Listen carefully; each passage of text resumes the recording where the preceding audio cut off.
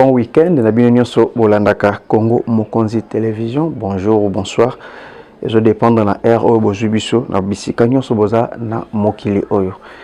Komi ngonga topesa basango na nzela ya magazine mino ya ba Congolais balobi andesika bozaka ba information ya mazole kana Congo, mazole kana Kinshasa et puis libanda ya Congo.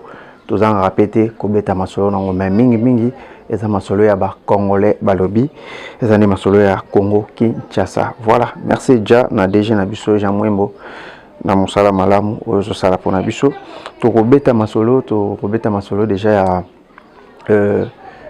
il y a convocation oyo ba bengisi monsieur le gouverneur de la ville province de Kinshasa Daniel Bumba a convoqué par ba député. Tokobeta masolo ya naufrage de Salamina province ya Mai-Ndombe pe tokosukisa na conseil des ministres oyo etangamaki epai ya Patrick Mouyaya porte-parole ya gouvernement pe ministre de communication et médias. Voilà déjà ndenge ya otina koloba tozobeta ja masolo ya convocation ya Daniel Bumba. Daniel Bumba aza gouverneur de la ville province de Kinshasa avec na kozala convoqué depuis lobby aux lettres Kotaki déjà lobby le 28 novembre 2025. Daniel Bumba a convoqué na assemblée provinciale pour na kolobela déjà mi bilan naie il y a Moussala ou ya sali depuis que azali gouverneur na ville province ya Kinshasa. Alors ibanki moto yo aza na origine ya démarche wana ezali député ou abengam na kombo ya Oben Mukano Isukama yende mutazali à l'origine ya lettre wana l'origine ya démarche oyo ba ko bengisa gouverneur Daniel Bumba e bana ko kende ko sala mi bilan naie depuis azwaki pouvoir naie lokola gouverneur ya ville province ya Kinshasa côté mugwana to marto beta moi lisloka muke pour na koloba parce que il y a des zones nécessité moi ba débat ba to bazoloba ba critique vraiment zebele contre gouverneur de la place manengina loba moi muke gouverneur Daniel Bumba akuti Kinshasa abandi Kinshasa ta akuti Kinshasa ingi koloba kezana ba gouverneur o baleka ki avant ingi koloba keza pena ba erreur e salimaki avant que akoma place où yazalelo lokola gouverneur ya ville province ya Kinshasa au pays pazo bunda na ko bongisa yango muke ko bunda na ko sala quand même ba effort pour na koluka Kinshasa et retrouver robe dango ya malamu kasi bato bazo critiquer surtout ceux qui mboule beti mai ezotonda partout ba inondation ba fulu salité za makasi na ville province ya Kinshasa kasi ngana ngina loba mwa muke le gouverneur Daniel Bumba aza gouverneur ou aza élu par les députés provinciaux. Alors, Azali Tuké ou Azali a union sacrée, et Nicolas Baete, Azali na Azali est chef de l'État, le président Félix Antoine Tshisekedi Tshilombo à la ville province de Kinshasa. Donc, tant que Azosala Moussala, Azosala on a vision à chef de l'État. Alors, Moussala ou Yazosala, Eza Moussala ou Yepe Akutaki déjà, Kassazo continue, Pe Azoy Banakobongisa Bisika, ou Akuti Ezana ba défaut. Total net initiative au bazana ngolelo bazo buka banda kunyoso etongamaki malamu te ba construction arnachique où les alaki ko sala ba inondation ba tonga même likolo ba rivière ba tonga likolo ya ba terrasser ndenge to benga ba caniveau ba tongi na ba construction moko ya malamu te. Vous comprenez? Et ça déjà moko zo sala ba cause ya ke ba mai e bana kotonda parce que nzela mai bana koleka nzela wana ezali surtout comme déjà refoulé tant comme refoulé et comme ko zonga na ba cité et ça parmi ba blocs zo même ba inondation. Deuxièmement ezali surtout likambu ya ba fulu. Ce qui vous remarquer la plupart il y a ba inondation zo sala mais ça parce que ba rivière parce que ba caniveau ezali bouché. Pourquoi? Parce que salité amis. Salité zogutarapi, salité zoguta dans ce premier temps la population. Oui, musala l'été zana pour na kolandela kota kolongola salité ko bongisa. Mais biso population nini tozo sala pour na ko soutenir ba konzamboka. Population na biso zo sala nini pour na ko soutenir ba konzamboka. Yona gouverneur Daniel Bumba a mituke utaki na koya pour na ko sala ba assainissement. Ba engin zali o yazo sala musala ya kolongola salité mais pourquoi nous la population tozo ba te na ko soutenir ba œuvre wana? Pourquoi? Biso population tozo ba ko soutenir te. Population meliji au bois qui au lieu kwanga au bois qui nanzela. Ozana muntu kozo lia aussi so lia au bois qui ba sachet nanzela. Sachet pour la rater na mabele, ezo ba année. Vous comprenez? nini tozo ça pour soutenir. Mais nazo ka belé bazo seka Daniel Bumba il doit démissionner, il fait rien. Il va démissionner na likambo nini. Parce qu'il fait musala oye sengeli ya sala. Azo bunda pona assainissement ya ville province ya Kinshasa, mais biso population tozo sungate. Biso pe photos ala na part ya responsabilité na biso to sala pona ko aider ba konjo bazo kamba biso tango tozo lobela likambo partout salité mais salité nezo uta wapi. Biso moko bato liboso tozo banda ko boire fulu. Tota ko mona ba image awa mbule beti bato apusu bazo boire ba salité na nzela po ekende wapi. Vous comprenez? Ba place ngo tota la place ba banda ko boire ba fulu. Otala na ba caniveau ezali. Ba caniveau no sont bouchés. Est-ce que c'est toujours ça ka tâche ya gouverneur ndi aya ko longola ba salité wana? Bourgmestre za wapi? Ba chef de rue baza wapi? Ba chef du quartier baza wapi? Vous comprenez? Nous la population nous sommes où? Parce que ceux qui ngana bandi ko bongsa liboso le pangu na ngai c'est que salité ko yate. Gouvernement paysan na tâche yo sala. Donc wana nazolo ba muke pendant que ça été Daniel Bumba za gouverneur ya ville province à Kinshasa mais à kosala musala yé mon côté ceux qui biso population te soutenir était ceux qui ba ministre et provinciaux ba soutenir était ceux qui ba bourgmestre ba chef de riz ba tunyo soana ba soutenir était musala to banda ko changer ka ba gouverneur to banda ko changer kaka et puis to continuer toujours André Kimbuta zala ki a to moni ozotia pancarte na el kolo André Kimbuta menacer fulu tolo baka te André Kimbuta pas ça musala mabe Gentilingo bila pas zala ki a tolo bate Gentilingo bila sala mabe tolo bate Daniel Bumba pas ça mabe dans ce qu'on a ni muta ça musala malam to kondima nani.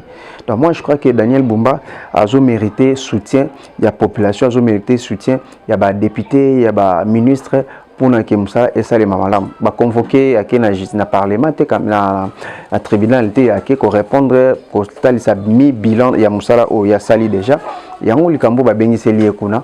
Donc tokoye ba suite na ngota ko sala na meka kaka ko marteler muki pour ko pesa moi conseil pour nous le baïti tout ce qui a colati ça est charge union so oui aza mon konzi batala leader mais bisope population na ba o bazanzinga nzinga na il faut soutenir yé parce que Kinshasa c'est vaste parce que yé moko ako ko kate voilà c'est pourquoi ba ministre bazalaka ba député bazalaka union so ezalaka pona koluka musala etambola malam. Deuxièmement na ekolobela likambu ya naufrage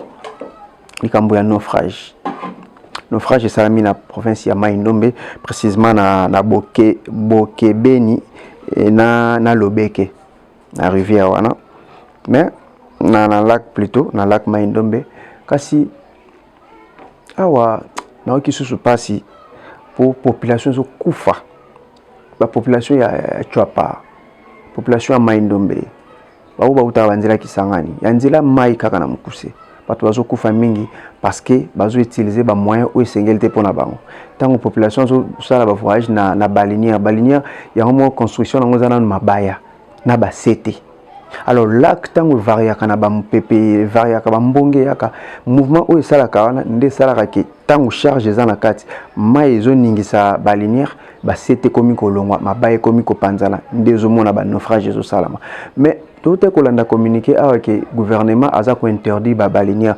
Oui, il faut qu'on interdit yango parce que les hommes même batunaliwa mais solution ni le gouvernement a apporté. Solution ni le gouvernement a apporté parce que ba balinière on est ba citoyen congolais de bazo sala sala yango pour na koluka kosunga population na moyen de déplacement. Mais ka cesa malamu te pour les hommes même ba risque mingi bato bazo kufa mingi.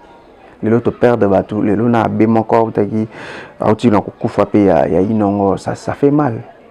Ministre ya transport Jean-Pierre Bemba ou les amis sala na bino ko sala aux amis sala tant besoin interdit ba balinière bo pesi solution ni bo ça ba bateau ou les approprié ou ko bano sala ba voyage na sécurité nyonso ya population parce que nous on en a tellement mal ya ko mona ke Batouba koufaka boye, ça fait tellement mal au cœur. Batouba koufa chaque jour, naufrage. Et ça la malam telon. Ngai biso to kosenga, lokwa ba pande sango to kosenga la ministre national ya transport. We bana kotala likambo ya nzela ya mai, ya Chwapa, ya Chopo, ya Mai Ndombe. Et ceci mbate batouba koufa mingi. Quand vous interdisez que batouba tambola sur na balinière piste ya solution bino bopesi nini nzela wana transport nango facile eza kaka mai surtout mai ndombe eza mai parce que soki olobi ke bato babanda voyage na avion nano yango mona mai ndombe eza au-delà de 300 $ pour na ticket ya mutu ye moko alors le marchandise parce que bana na piste ya malonga te atterrissage ya malonga eza wana te bato bazokufa transport ya avion eza pasi eza cher aérodrome wana kutu impraticable mais ba avion quand même ya mikezo kitaka bongo nyonso wana eza na tâche na yo ministre ya transport monsieur Jean-Pierre Bemba Gombo. En tout cas so che misu makasi na makambo ça sera une très bonne chose pour na koluka ko sécuriser ba vie humaine ya population na yo ya ville ya Congo parce que yo ministre national. Voilà na komi ko sukisa pour na ko sukisa mkola lelo tozolobela 68e conseil de ministres yobena ko sala mezaki présidé toujours pas ya madame la première ministre Judith Suminwa kasi ezalaki na 4 points oyo ezalaki na ordre du jour ya liboso ezali communication de la première ministre. Deuxième point ezalaki point d'information. Troisième point ezalaki approbation de relever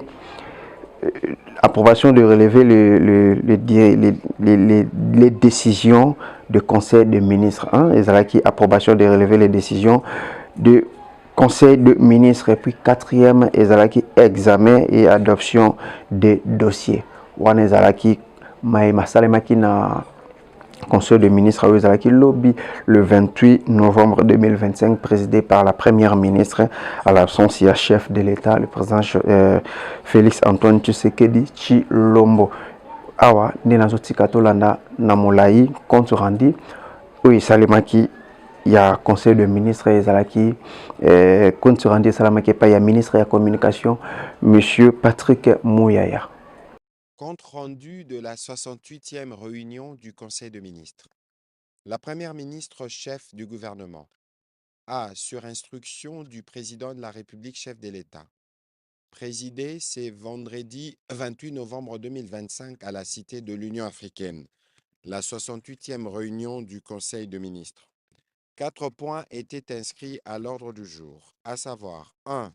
Communication de la première ministre chef du gouvernement. 2. Points d'information. 3. Approbation d'un relevé des décisions de Conseil de ministres. 4. Examen et adoption de dossiers. La communication de la première ministre et chef du gouvernement a porté sur 3 points principaux, à savoir de la situation des accidents de circulation routière. À ces propos, elle a indiqué que le gouvernement demeure profondément préoccupé par la problématique des accidents de circulation routière qui ont récemment enregistré une recrudescence à Kinshasa et à travers le pays. Ces accidents ont entraîné un taux élevé de décès et des dégâts matériels importants. À Kinshasa, un accident s'est produit le lundi 24 novembre 2025 sur la route de Matadi, près de l'arrêt Gramalik dans la commune de Ngaliema. Une dizaine de compatriotes ont perdu la vie, ainsi que d'importants dégâts matériels causés par le camion qui transportait des matériaux concassés destinés à un chantier public de voirie.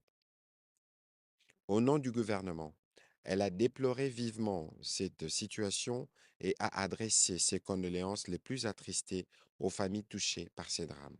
Afin de prévenir de tels accidents et sans préjuger des mesures que doivent prendre les services compétents, elle a invité le vice-premier ministre, ministre de Transport, ainsi que celui des infrastructures à veiller, chacun en ce qui le concerne, à ce que tous les véhicules affectés au service public soient soumis à un contrôle technique obligatoire.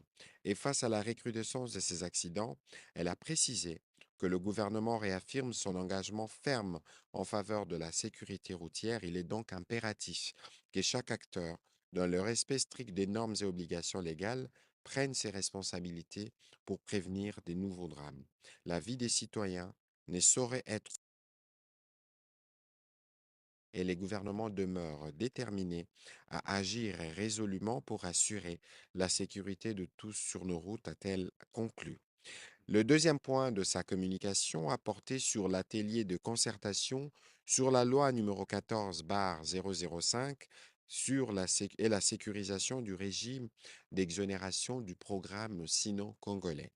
La Première ministre a informé le Conseil qu'elle a, à ces propos, organisé sous la coordination de l'Agence de pilotage des coordinations et des suivis de conventions de collaboration du 17 au 22 novembre 2025, un atelier dédié à la loi 14/005 relative au régime douanier, fiscal et parafiscal applicable aux conventions de collaboration.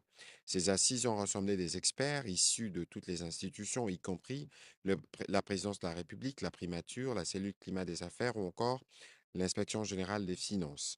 L'objectif principal était d'harmoniser les interprétations de cette loi et de sécuriser juridiquement les exonérations accordées au programme sino-congolais dans le cadre de la convention de collaboration conclue le 22 avril 2008 entre la République démocratique du Congo et le groupement d'entreprises chinois.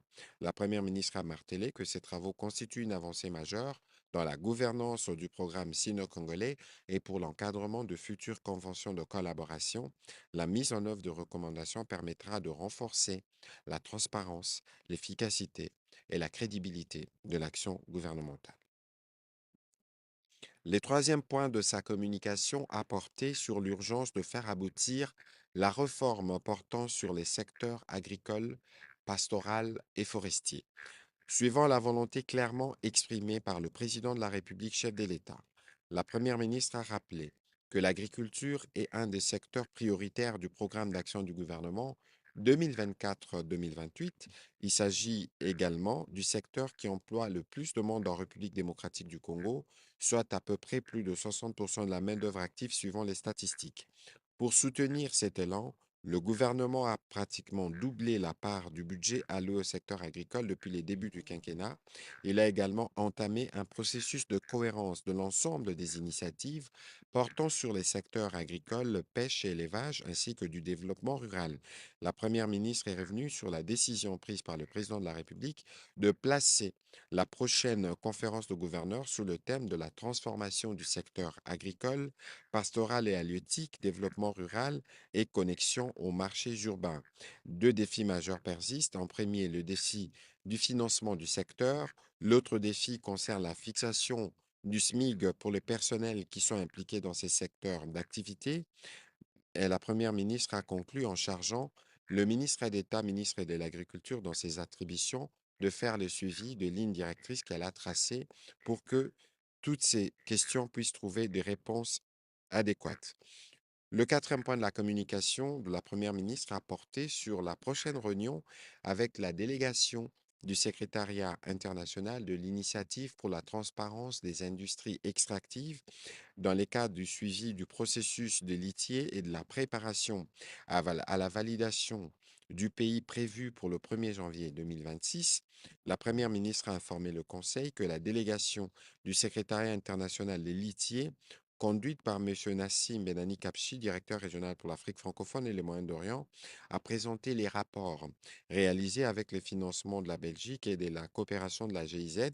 Des documents ont été présentés ainsi que plusieurs points d'attention ont été soulevés à l'attention du gouvernement. Il s'agit entre autres de la nécessité pour le gouvernement de s'approprier des recommandations issues des études et de les traduire en mesures de réforme ou encore du respect des engagements financiers dans la mise en œuvre du processus ITIE pour permettre à notre pays d'atteindre les recommandations présentées par le secrétaire général. La Première ministre a chargé respectivement le ministre d'État, ministre de la Justice, de prendre dans les meilleurs délais un arrêté ministériel établissant le registre de bénéficiaires effectifs, le ministre d'État en charge du plan ainsi qu'au ministre en charge des finances et des mines d'utiliser les différentes recommandations issues des trois projets délivrés afin que ces études profitent au pays. Enfin, le vice-premier ministre, ministre du Budget et le ministre des Finances de procéder, dans les délais requis, au paiement de la contribution de la République démocratique du Congo à ces processus.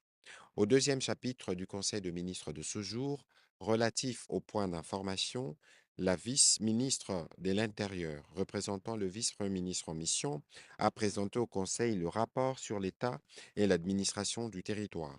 Au cours de la semaine qui s'achève, l'état d'esprit de la population a été notamment marqué par la satisfaction après l'intervention du président de la République au sommet Union africaine-Union européenne tenu à Luanda, pendant laquelle il a replacé la paix au centre de ses assises, la large approbation de l'opinion à la suite de l'annonce de la mission de contrôle de l'inspection générale de la territoriale, ainsi que celle de la présidence de la République sur la gouvernance de la ville de Kinshasa.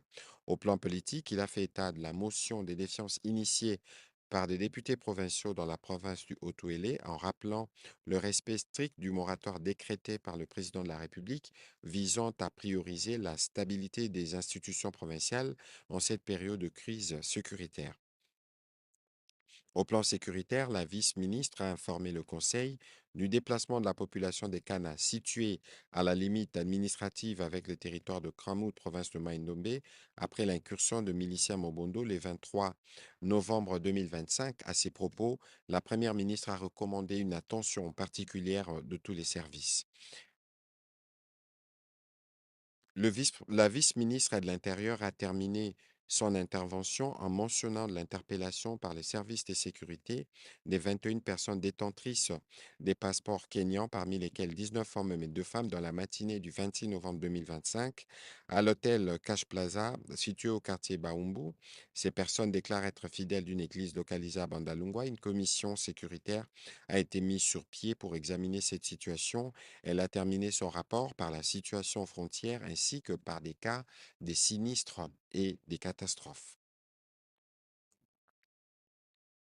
Pour sa part, le vice-premier ministre, ministre de l'économie nationale, représentant le vice-premier ministre, ministre de la Défense, a passé en revue la situation opérationnelle et sécuritaire dans les provinces du Nord et du Sud Kivu, où les forces armées de la République démocratique du Congo tiennent leur position face à l'ennemi. En Ituri, la semaine a été marquée par la reconquête par nos forces de défense et de sécurité de plusieurs autres localités. Dans la partie ouest du pays, au triangle Congo central, ville de Kinshasa, Grand Bandundu, les opérations de traque continuent avec une vigilance accrue suivant les recommandations qui ont été formulées par la première ministre chef du gouvernement. Au chapitre de l'évolution Sur le point de l'évolution de la situation récente sur le marché de change ainsi que de biens et services, le vice-gouverneur de la Banque centrale, représentant le gouverneur de la Banque centrale en mission, intervenant comme invité au Conseil, a brossé les derniers développements de la conjoncture économique. Il en ressort que notre économie continue de bénéficier des effets de l'actualisation du taux de change appliqué sur la réserve obligatoire cristallisée, ainsi que du renforcement de la coordination des politiques macroéconomiques. Cette dynamique contribue à la stabilité observée tant sur le marché des biens et services que sur celui des changes. En effet, le rythme de formation de prix intérieurs est demeuré globalement stable au cours de la troisième semaine de novembre 2025. Le taux d'inflation hebdomadaire s'est établi à 0,3% contre 0,01% une semaine plus tôt. En cumul et glissement annuel, le taux d'inflation poursuit sa tendance baissière comparativement à la même période de l'année précédente, s'établissant respectivement à 1,48% et 2,26% contre 10,84% et 13,14%. Par rapport à la semaine précédente, le franc congolais a connu une légère dépréciation de 0,54% à l'indicatif, tandis que sur le marché parallèle, il s'est apprécié de 0,03% comparativement à fin décembre 2024. La monnaie nationale s'est appréciée de 29,4% à l'indicatif et à 27,72%. Le vice-gouverneur de la Banque centrale a rappelé les recommandations de son institution allant dans le sens de la poursuite de la surveillance rapprochée du marché des changes et de la bonne régulation de la liquidité bancaire et de l'accélération du processus de la mise en œuvre de réformes structurelles visant à diversifier la base productive. Situation épidémiologique en République démocratique du Congo, le ministre de la Santé publique a présenté les tableaux épidémiologiques du pays avec un accent particulier sur la maladie à virus Ebola, le choléra ou encore les Mpox. Au sujet de la maladie à virus Ebola, il a indiqué que notre pays est à 2 jours de la fin du compte à rebours, pouvant aboutir à la déclaration de la fin de cette épidémie. Ceci s'explique par le fait que depuis le 26 septembre 2025, aucun cas n'a été notifié. Au sujet du choléra, comparé à la semaine précédente, la tendance à la 46e semaine épidémiologique est marquée par une diminution du nombre de nouveaux cas. Dans la ville de Kinshasa, au cours de la 47e semaine, il a quand même été notifié quelques cas suspects. En ce qui concerne le Mpox, par rapport à la semaine précédente, la tendance à la 46e semaine est marquée par une hausse du nombre de nouveaux cas suspects de 209 à 370. Face à ces trois épidémies, les actions de riposte en cours et tous les dispositifs sont maintenus pour permettre de faire face aux conséquences de ces épidémies. Note d'information relevant du ministère du Plan. Les ministres d'État, ministre du Plan et de la coordination de l'aide au développement, a présenté le rapport d'examen national volontaire des objectifs de développement durable ODD. Afin de garantir une mise en œuvre efficace, les Nations unies ont préconisé un cadre de suivi et d'examen participatif et intégré fonctionnant au niveau national, régional et mondial. Il s'agit d'un forum politique de haut niveau sur les développements durables. Ce forum politique de haut niveau se tiendra du 6 au 15 juillet de l'année prochaine à New York aux États-Unis autour du thème central des actions transformatrices, équitables, innovante et coordonnée pour le programme de développement durable à l'horizon 2030 et ses objectifs de développement durable pour un avenir durable pour tous. Il sera question d'examiner en profondeur les ODD sur l'eau potable et l'assainissement, sur l'énergie abordable et propre, sur l'industrie, l'innovation et les infrastructures, sur les villes et communautés durables et sur le partenariat pour les objectifs. Ainsi, au regard des nouvelles données issues des enquêtes nationales, la République démocratique du Congo s'est positionnée pour présenter pour la troisième fois son rapport national d'examen volontaire au FPHN de 2026. Note d'information relevant du secteur des affaires sociales.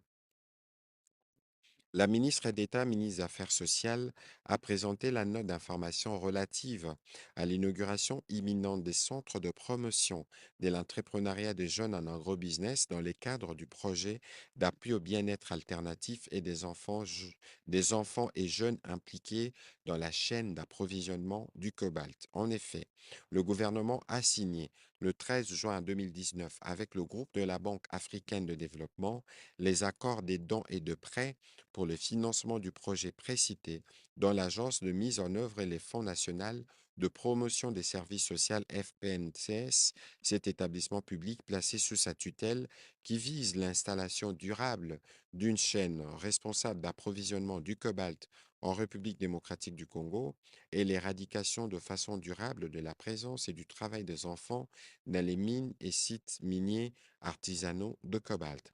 Ces projets visent la prise en charge sociale des enfants sortis de mines et sites miniers du cobalt, ainsi que la reconversion socio-économique en agrobusiness des jeunes et des parents des enfants bénéficiaires.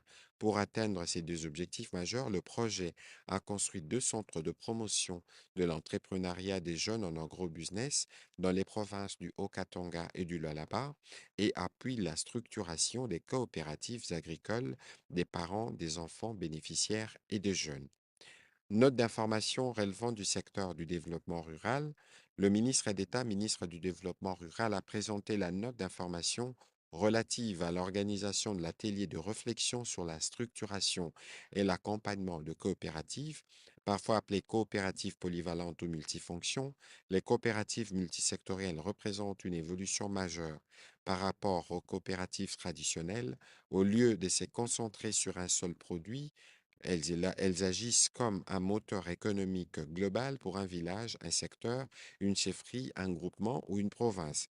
L'atelier qui sera organisé du D au 4 décembre 2025 a pour objectif d'étudier les voies et moyens pour promouvoir les coopératives à travers le pays. Il se penchera sur les thématiques allant de la problématique de textes juridiques régissant le coopérative en République démocratique du Congo à celle de leur accompagnement technique et managérial, en passant par la question de la fiscalité adaptée aux sociétés coopératives, ainsi qu'à leur accès au financement, au marché et au foncier. Note d'information relevant du secteur du commerce extérieur.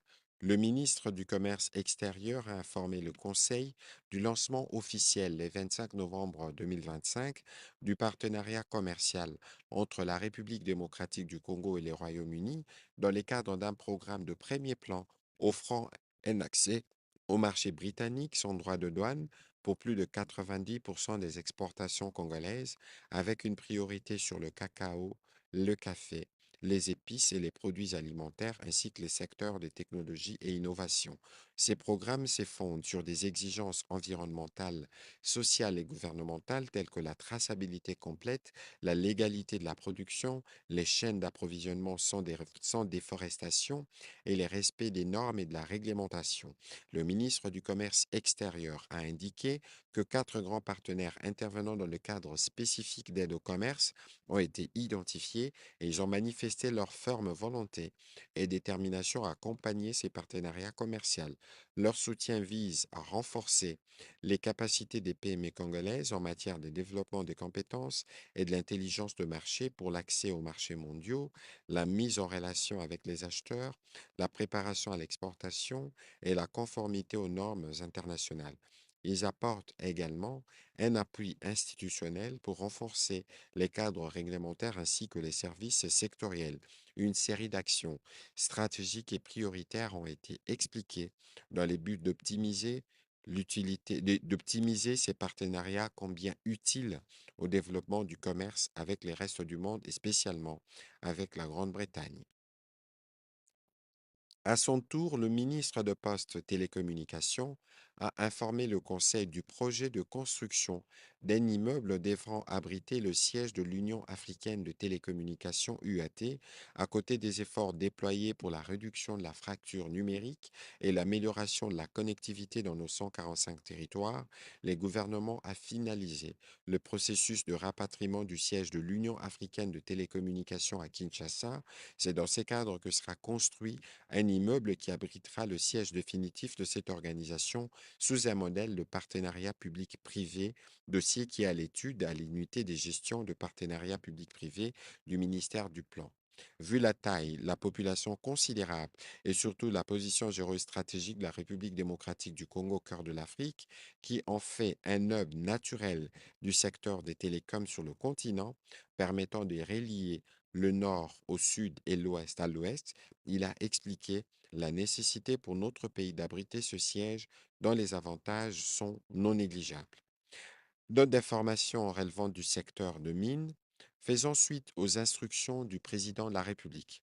Au cours de la 47e réunion du Conseil de ministres tenue à Kolwezi dans la province du Lualaba, pour mettre fin à la précarité croissante des conditions de vie des exploitants miniers artisanaux ainsi qu'à la situation des envahissements récurrents des périmètres miniers industriels, le ministre des Mines a expliqué au Conseil la réponse structurelle qu'il a engagée en 2 volets, à savoir l'institution des zones d'exploitation artisanales ZEA et la lutte contre la fraude et la contrebande minière. Il a rassuré que la mise en œuvre rapide et coordonnée de ces mesures, indispensables et déjà entreprises par le gouvernement, dans les buts de garantir un encadrement durable et responsable de l'exploitation minière artisanale en RDC, de protéger les investissements et les droits des titulaires, de réduire significativement les phénomènes des envahissements des périmètres miniers, concéder ainsi que la fraude, la contrebande et les activités minières illicites et renforcer l'autorité de l'État dans ces secteurs tels que voulus par le président de la République. Les ministres de Mines a sollicité du Conseil l'autorisation d'engager une mission répressive pour une durée allant de 3 à 6 mois dans les provinces du Grand Katanga, de l'ex-Grand Katanga, la mobilisation des ressources nécessaires pour garantir l'efficacité et la pérennité des les travaux de viabilisation de 137 zones d'exploitation artisanale disponibles, la mise à disposition de fonds nécessaires au fonctionnement des services intervenant dans l'exploitation minière artisanale, notamment les CAMP. Pour boucler ces chapitres de notes d'information, le ministre des Droits humains, représentant la ministre du Genre, a informé le Conseil du lancement de la campagne de 16 jours d'activisme contre les violences faites aux femmes et aux jeunes filles. Cette campagne, qui est partie du 25 novembre, date de la commémoration de la Journée internationale pour l'élimination de la violence à l'égard de femmes, au 10 décembre, date de la célébration de la Journée internationale des droits de l'homme, en passant par le 1er décembre, jour dédié à la lutte contre les sida, vise respectivement à promouvoir,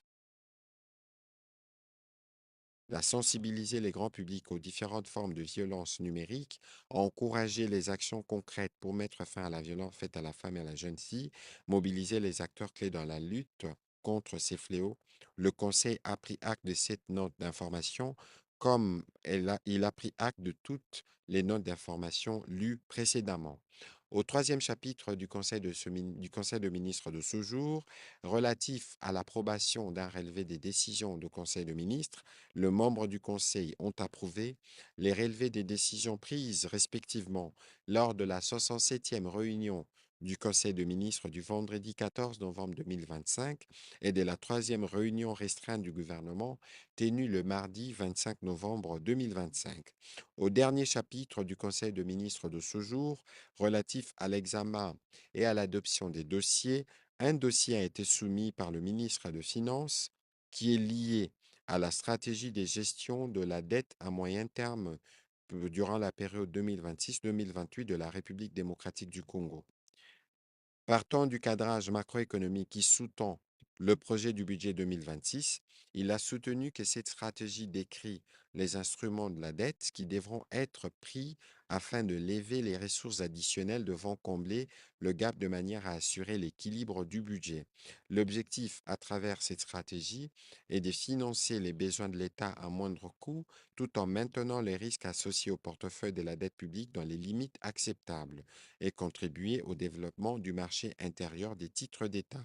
Cette stratégie, a-t-il martelé, a l'avantage d'allonger la maturité des instruments intérieurs et de recourir beaucoup plus pour les nouveaux accords de financement extérieur au guichet concessionnel. Ceci permet non seulement de réduire les risques de refinancement, mais également de baisser le coût de la dette. Ainsi, les obligations du Trésor de 5 et 6 ans pourront être utilisées comme instrument des dettes intérieures dès 2027 en misant sur une forte participation des placeurs institutionnels et du public. Le ministre des Finances a conclu que la présente stratégie tient compte également de la volonté du gouvernement de recourir à un financement international en 2026 via l'émission de rebonds dans le but de financer les infrastructures et faciliter la connectivité nationale. Après débat et délibération, ce dossier a été adopté. Commencé à 16h22, la réunion du Conseil de ministres a pris fin à 20h47. Je vous remercie. Voilà, merci. Na compte rendu au Salima qui est au Salima pas ya Patrick Mouya ya ministre ya communication peut porter parole ya gouvernement il y a 68e conseil de ministres je crois que votre Landango na molai nyonstu awa ngana bino to comme déjà ko kabwana na zo pesa ja merci na bino nyonso bolanda biso depuis Maindombe séjour na déjà na Kinshasa awa monsieur Michael Bemanga Koso oyazali cadre na IDPS oyazali moko ya bandeko ya province ya Maindombe elongo na madame naye Joseline Moninga Bemanga, voilà photo back sera toujours na Sukabongo et puis na bana na bango bazamisato nazomona bébé Exaldi Nkoso nazomona bébé Donnel Mputu puis nazomona bébé Joidi Mpia. Wana bazali bana ya monsieur Michael Bemanga Nkoso elongo na madame naye Joseline Moninga Bemanga. Voilà, merci Nabino Nyonso Boulanda Rabiso qu'on a déjà na Maïndombe, bien que aux en séjour na la ville province à Kinshasa, bon séjour na déjà monsieur Michael Oyo Tobengaka Mosalipe ya Zambé. Voilà, merci beaucoup Nayo. On appelle na ça mbote mingi na libota nangai na zomona déjà ma grande sœur chérie, ma grande sœur propre Gertrude Nongo, je vois sur ma grande sœur Ndoya Mama, ma grande sœur propre Eugénie Boyoyoko. Voilà, Zaline de maman, on appelle Banana Bisso. Là, je vois Olivette Ilia, ma fille chérie. Je vois Jefté Nongo Bokatola, B-Boy. Je vois Isaac Nongo. Je vois ma nièce chérie, Emmanuela Bokatola Boyoyoko. Je vous aime tellement. Na mon épée, ma pépé Rangaï. Là, je vois Gervi, mon pépé, moi la moro boy. Azala Nengi Nae, leader ya Mikolo Zaliko. Gervi, je vois aussi. Binice, mes pépés, hein, comme Djaba Coco. Voilà, je vous aime tellement beaucoup. Merci na Jamouin Beauté ou Azali de Jenabi Sopé. Un grand merci.